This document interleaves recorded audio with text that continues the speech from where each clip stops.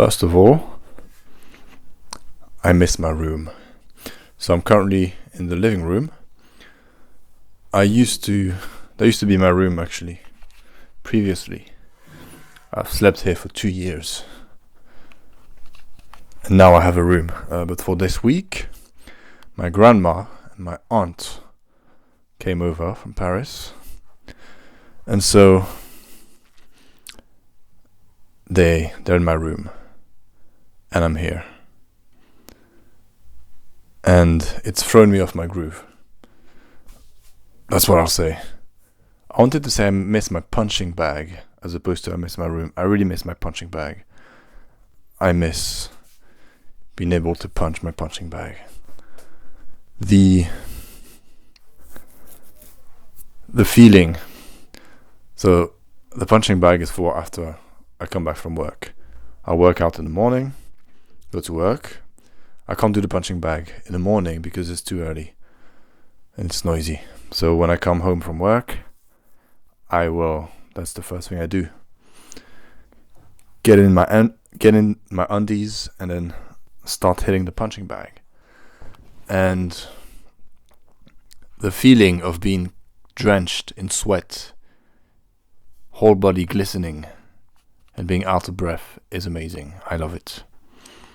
And I don't really love doing cardio, but with the punching bag, you get to that level of, exhaustion and of profusely sweating very quickly. It's very easy to, get a good workout in. So I like my punching bag. And it's inaccessible at the moment. Now, for the past weekend, which is 3 days because I'm a fortunate bastard, I haven't done anything productive. I haven't done anything really. Nothing. And it's not because I'm not in my room and I don't have access to my usual things. It's because I lack discipline. And that's unfortunate. Something I need to work on. It's strange holding the mic. I don't like it. It's like this. No. It's just there. It's just there. It's annoying. But that's okay. I thought I was just going to walk around as I speak, but I've noticed I don't really look at the camera too much when I'm walking around, do I? I'm not even sure if I'm in frame right now, but doesn't matter. So, first thing I wanted to talk about is that it shouldn't change anything whether I have access to my normal routine and I'm able to do things as I normally do. I haven't really worked out. I haven't looked after my diet much for the past few days as well. And it's all down to lacking discipline. So that's the first observation. Yesterday, I went to see Abou is Afraid with my aunt and my brother. And it's a strange film. It's too long. The first 20 minutes were great. My brother and I were laughing out loud. We were the only ones really in the theater appreciating the nonsense. But then it got pretty tedious and annoying. And I've mentioned before that the films I like the most and the things in general that I'm passionate about and I love the most are things that I initially rejected. Things that I looked at and thought, not for me. I don't think that will be the case for this movie. I don't really want to watch it again. It's only one day. We'll see how I feel in a few days. But it was torture to watch. Now, as I normally do, after the film was finished, I was curious. And I would normally, go on the internet, look for reviews, or specifically I wanted to look for what the writer-director had to say about, the film. But I don't give a shit, actually. I'll just let that one go. And, I did look up a few things for a few minutes, and he mentioned it's the Lord of the Rings for Jewish people, I think. The Jewish version or something. And I don't know. I understand all this imagery with the penis and the mother issues and how those are things related to kind of psychoanalysis and ideas of issues people have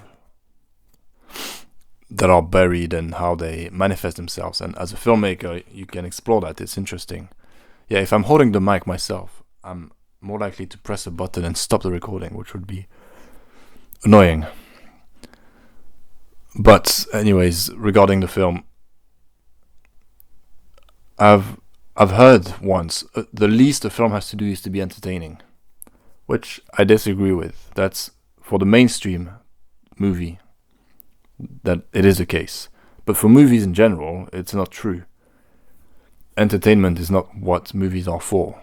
It's what most movies or successful movies are for. It's not what movies are for. No, it's one part of the equation. It's one of many parts. That film wasn't trying to be, well, maybe it was. It was at times trying to be exactly that. Entertaining, fun, kind of engrossing. But at times it wasn't. It was more the experimental, auteur, smart, philosophical type. Trying to teach something, trying to make us feel something. And I think it failed.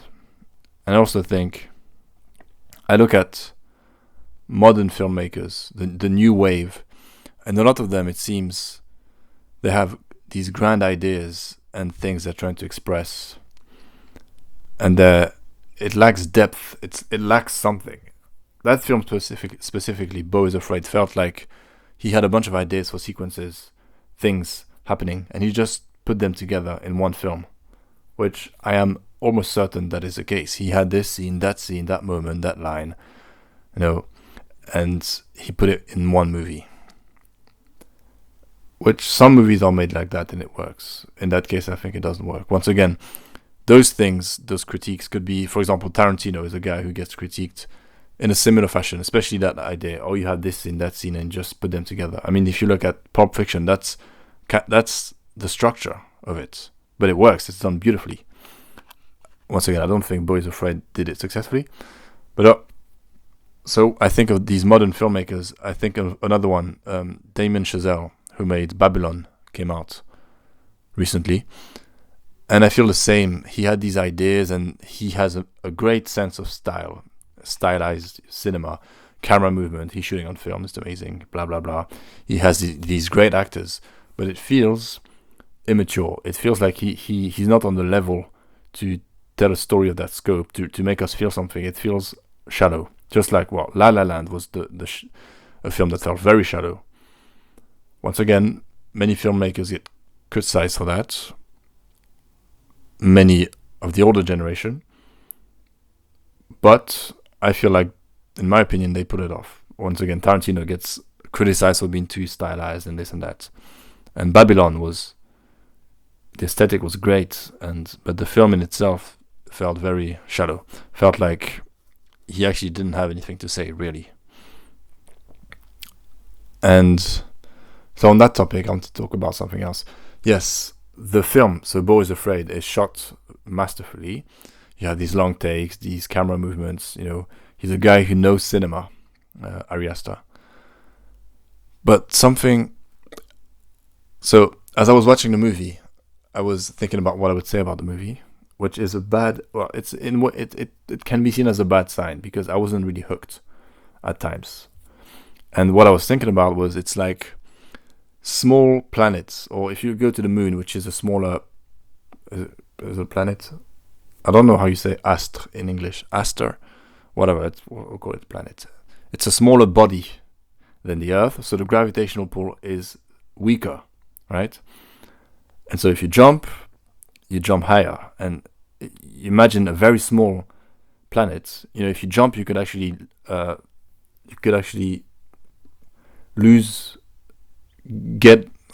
do you say this? You could start floating off, right? If the gravitational pull is so weak. That's how I think. I know it's convoluted and stupid, but that's how I think. That's how I was thinking of describing it. And so that film, Beau is Afraid, had a very weak gravitational pull at times, I would say. And I was just getting distracted. I wasn't really interested. And it was like going through an asteroid field. And like I jump from one asteroid to another. At times I'm just floating into outer space, not knowing if I'll land anywhere. Whereas a great film is like the sun, right? You're like Christopher Nolan is amazing at that. And I have a friend who really doesn't like his style, and he rejects it immediately, so nothing works. He watches the film, but he never really gets absorbed in it, which I thought when I learned about cinema and the structures and how it works. I thought initially it did throw me off. I was watching the films and thinking, 10 minutes, inciting incident, this happens, that happens, blah blah blah, throughout the film. Or it's the third act, and I think that's how it happens when you learn something in general. At first, it throws you off. You think, oh, I can't appreciate it anymore, and then you realize that it's the opposite. You appreciate it even more. And I'm someone who, I like to say, if I go into a movie, I will accept the director's vision. So with Christopher Nolan, it's these epic, very emotional, very kind of powerful films with these very rigid structures and a lot of exposition, explaining things. And I go into the movie and I listen. I say, oh no, I accept the story as it's told. And Inception, I've seen it a few times, and every time, I think, oh shit, are they going to put it off? Are they going to win? Are they going to succeed? I think most people are like that, right? But some snobs, which I'm saying this not really as an insult, but some people are like completely against that. And so they go into the movie immediately, and they're like, oh, right, it's the inciting incident. Oh, right, he's explaining this bullshit. Oh, right, it's stupid. So I'm not like that. I just go, I accept it. And I think he's a master at that, really, at this really structured, well-structured, very dramatic type of Hollywood, grand cinema. Christopher Nolan. And his films, I would say, have a very strong gravitational pull. They have a lot of momentum. It's all about the goal, and it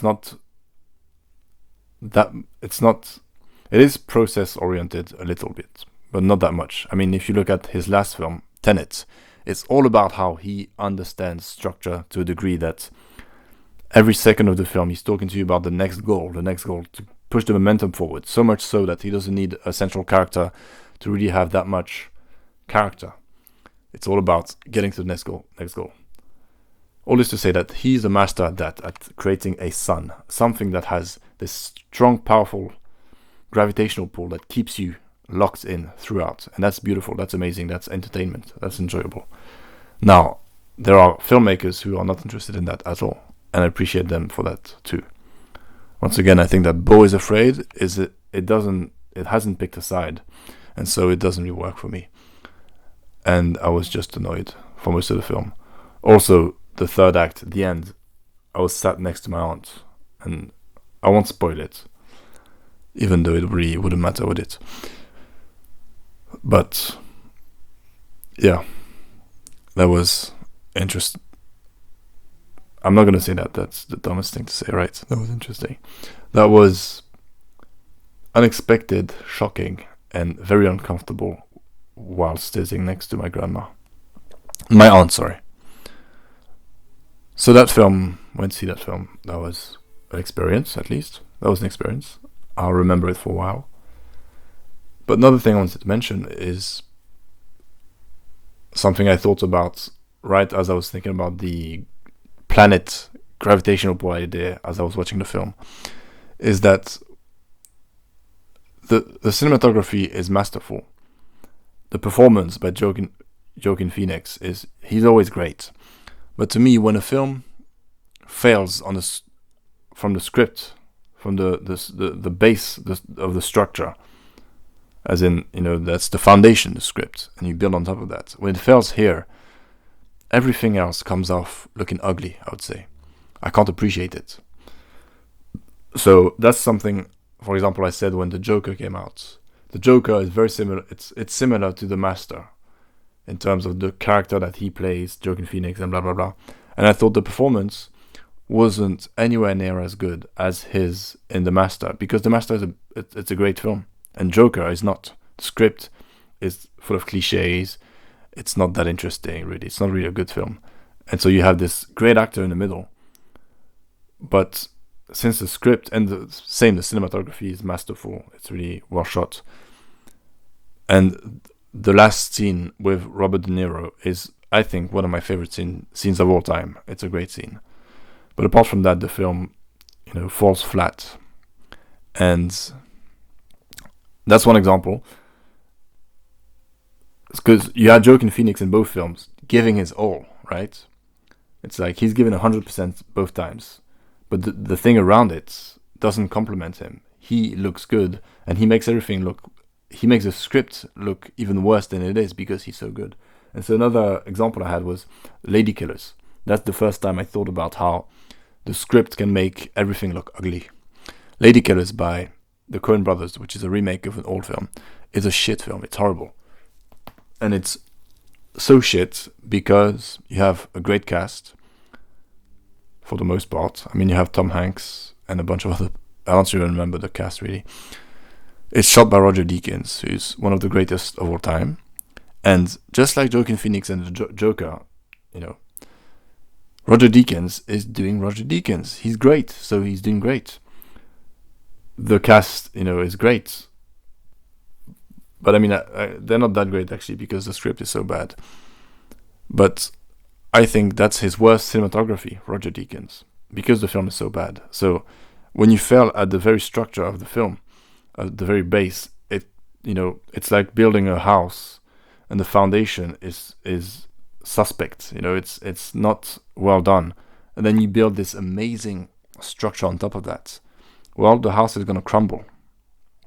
Regardless of how much money you put into the what's on the top. If what's on the bottom is crooked, the house is going to crumble.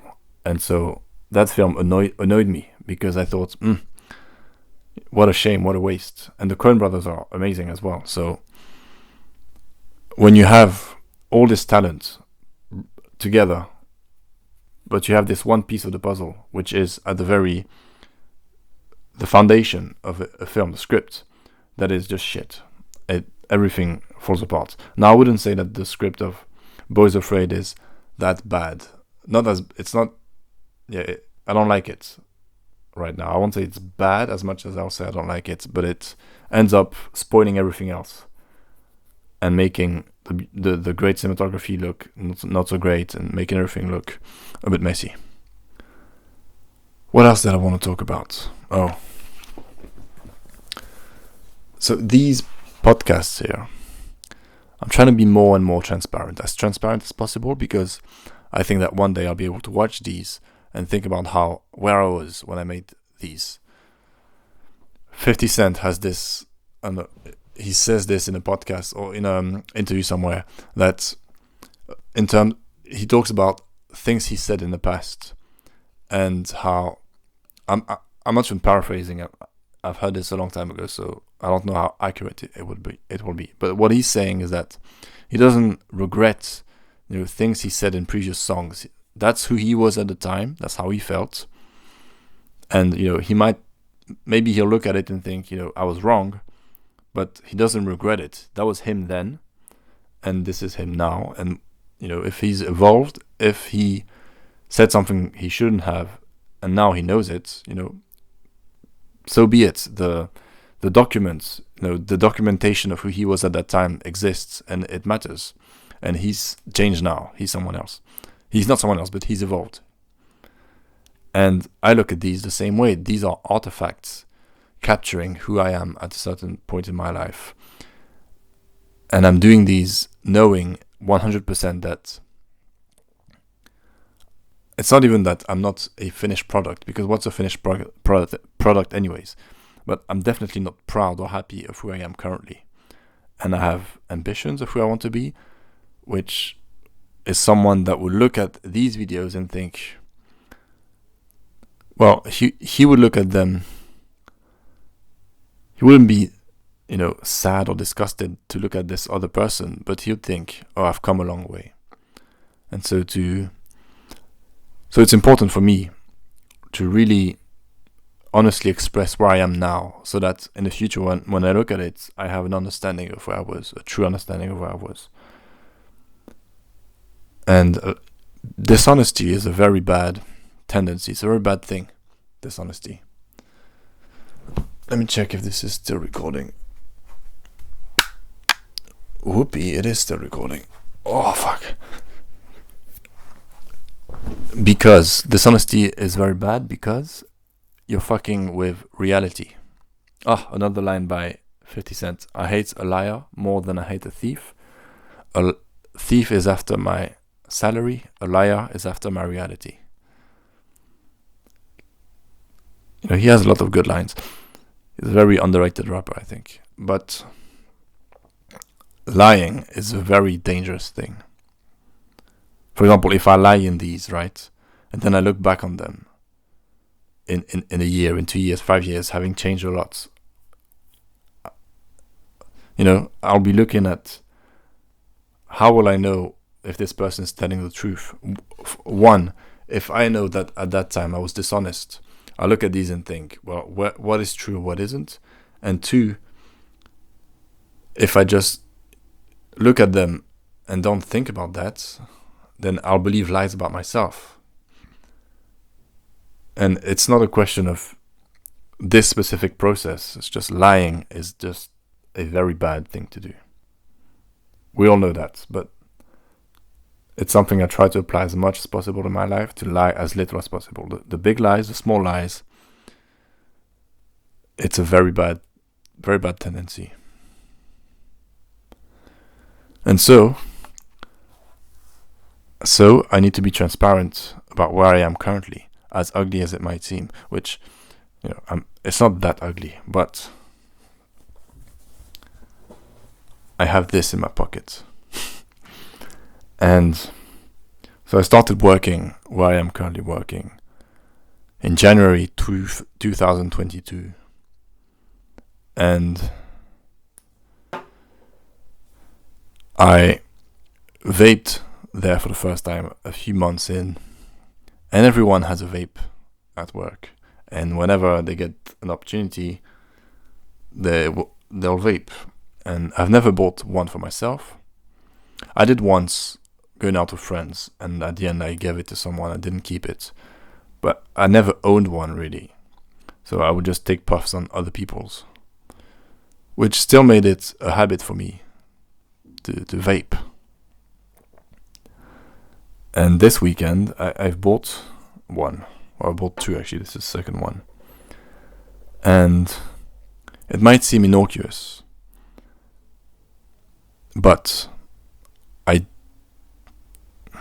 how do I say this? Vaping is for cunts. There are people trying to quit smoking who'll vape, you know. And if it works for them, fine. But you just look like a cunt when you vape, right? It looks like a toy. They're made to look like toys to appeal to kids. Kids do use them. They are unhealthy. They're dangerous. And they make you look like a dumbass. Now, something I want to say on that topic is, like, I don't vape to look cool, right? Because I know how uncool it is. Now, this idea of looking cool, because that's something that I've heard before. This idea of smoking to look cool. Now, first of all, the easiest way to look uncool is to do things, is to try to look cool, right? First thing. Second thing, this is the most uncool thing in the world, so there you go. But I do feel like a little cunt using this disgusting device, especially since I've never been a smoker. It's never been a habit of mine, and now I do have to kind of accept that for the past year it has been a kind of habit, even though it was just while I was at work and it was infrequent. Recently it's become more frequent to the point where I actually bought one. And I wouldn't say that I'm addicted, but it's getting a bit addictive now that I have my own. So that's something I need to fucking get rid of pronto. I remember the first time a friend of mine had one when I was, 16 or something like that, 16. And so they weren't that popular at the time, and he was so kind of, it was a new thing, you know. Oh, look at that cool thing I got, it's so cool. and I didn't think much of it. Yeah, these are designed to look like toys. Isn't that as malevolent as it gets? Isn't that disgusting? But so I have an addictive, I believe that's the way to say it, an addictive personality. I get addicted to things easily. Why? I don't know. And it seems like I get addicted to feeling like shit, doing things that make me feel like shit. Like for the past 3 days, I haven't really worked out. And that's ridiculous. That is ridiculous because I know very well what things make me feel good. And for some reason, I'll do things that make me feel like shit. It's like it's like I need something. You know, it used to be sugar, which I'm not addicted to at the moment. It's been a few weeks, maybe months. I don't feel the need to. I don't have sugar cravings. That used to be the thing that used to be my go-to to feel like shit very quickly. Take a lot of sugar. Pornography. I made a video a few weeks ago talking about how I had fallen back in, and now it's been a few weeks that I haven't thought about it. So that seems to be in the rear view mirror for the moment. So it seems that I needed to find something to make me feel like shit. Feel like shit physically. Alright, this makes me feel like shit. Eating chocolate will give me headaches afterwards, but also psychologically, because why would you know why?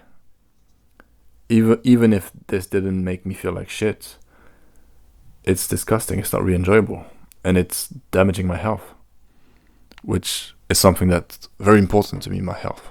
I do many things to try and have a good health. So on many levels, this is negative.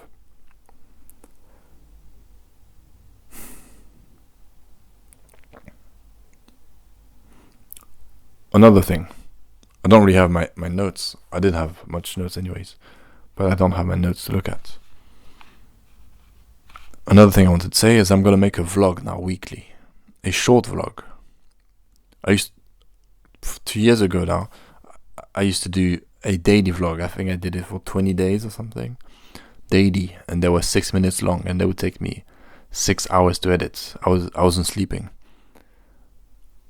Because I have this tendency to jump feet first into an idea and kind of push myself unreasonably. So I think instead of it being a daily vlog, it's going to be a weekly vlog, and it's going to be just 1 minute long. And I'm going to shoot it vertically. Now, just like this podcast is killing multiple birds with one stone, as I've mentioned, just the fact of doing it consistently weekly is a win. The fact of doing it is a win. Talking for around an hour continuously, trying to be more fluid in my delivery, working on all these things, and then the fact that it's an artifact that I can look back on, I can reflect on my progress of the past week. Reflection is important, so it's a good exercise. The vlog thing will serve multiple purposes as well. One, I think one of the main things is shooting vertically. You know, this is a form of practice, and making the vlogs, I'll shoot vertically. I'll shoot them vertically because I believe that vertical video is an underappreciated form of cinema. It seems that no one is really investing in vertical videos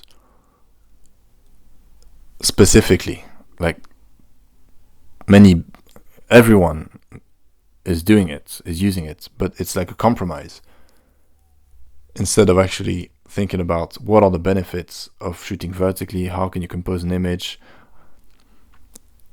seeing it as its own form of cinema made for your phone. And that's something I've been thinking about for many years, and I would like to focus on more. And so just the fact of shooting vertically on a regular basis and thinking about how to use the format to its advantage, what are the advantages of shooting in that format? One thing, for example, that I believe about vertical cinema is that shooting in 9:16, just 16:9 vertically, is not the way. The more vertical you go, the more uncomfortable it gets. I don't think watching a full movie vertically is an idea that's appealing. I think it's very uncomfortable. I think it works for short content. But I think in 3:4, 4:3 vertically. So not using the full frame of your phone, cropping in, getting it as close to being a square, as making it feel less vertical, I think makes it more bearable, for one. I also think that, where was I going with this? Talking about vertical.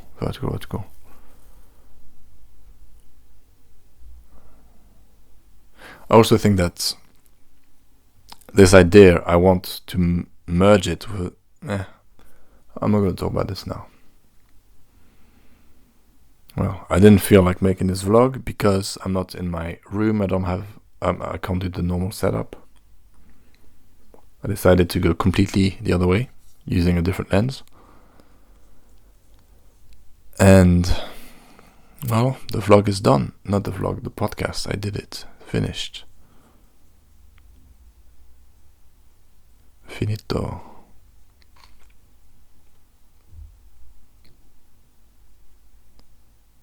I feel like I'm lacking a gravitational pull towards anything. I'm floating into outer space.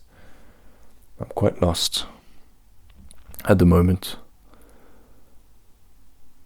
Another realization of mine is that I don't really have friends, as strange as that sounds. I have acquaintances and people that I don't have people that I talk to regularly, besides my family and my brother specifically.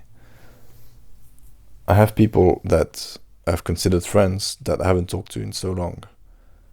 But I don't have friends that I see regularly and, interact with and have similar centers of interest. I have work colleagues that I go out with twice a month and we get along. And it's my fault, of course, but at least I don't make efforts to really interact with them besides when I'm at work, and even at work I don't make that much efforts, or when we are actually out together. But so it's not I think they would agree. I think people are too quick to call people friends. Being friends with someone is more than that. So I don't think they would be insulted by me saying that. But it is strange, because what are we then? Why do we go out? We go out to have fun. But I need to make friends. As sad as that sounds, I need to go out of my way and be more open. I need to go out, period. I spend too much time at home. Yeah. Alright, that's enough.